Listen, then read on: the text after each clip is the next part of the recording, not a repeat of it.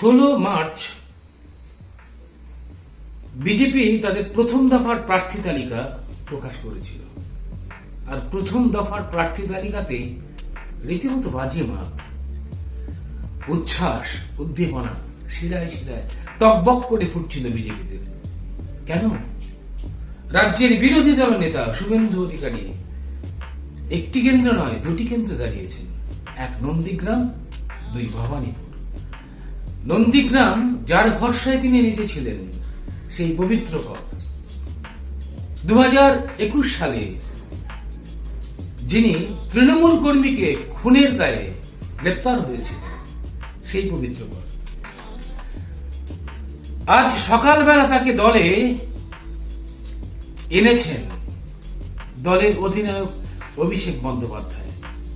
আর আজ বিকেলেই সেই কঠোর হিন্দুত্ববাদী বিজেপি সংগঠক পবিত্র করকে তৃণমূলের পতাকা ধরিয়ে দিয়ে দাঁড় করিয়ে দিয়েছেন রাজ্যের বিরোধী দল নেতা শুভেন্দু অধিকারীর বিরুদ্ধে।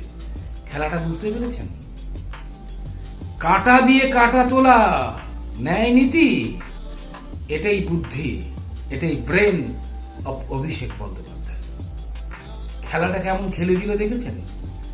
ভবানীপুরে খোদ মুখ্যমন্ত্রী মমতা বন্দ্যোপাধ্যায়ের নির্বাচন কেন্দ্র, সেখানে লড়তে গিয়েছে শুভেন্দু অধিকারী। রেজাল্ট কি হবে, ফলাফল কি হবে, সেটা সময় বিচার করবে। এটা মানবেন, সর্বভারতীয় ক্ষেত্রে একমাত্র জননেত্রী, তার নাম মমতা বন্দ্যোপাধ্যায়। তার বিরুদ্ধে লড়াই নিঃসন্দেহে কঠিন। আর নন্দীগ্রামে শুভেন্দু ভেটকি দেখাতে গিয়েছিল। একেবারে লেজে গোবরে অবস্থা হবে। তার কারণ শুভেন্দুর ছায়া সঙ্গী, শুভেন্দু যার কাঁধে ভর দিয়ে নির্বাচনী বৈতরণী পেরোবেন ঠিক করেছিলেন, সেই পবিত্র করকেই তৃণমূল একেবারে মুঠোর মধ্যে এনে, শুধু মুঠোর মধ্যে আনেনি, প্রার্থিত্ব দিয়ে দিয়েছে। খেলা কিন্তু জমে গেছে। আর খেলা হবে এমন খেলা, যে খেলাটা সত্যি ক্যামাক স্ট্রিট থেকে বসে একেবারে খেলে দিলেন দলের সেকেন্ড ইন কমান্ড নয়, দলের অধিনায়ক অভিষেক বন্দ্যোপাধ্যায়। দেখতে থাকুন, সঙ্গে থাকুন।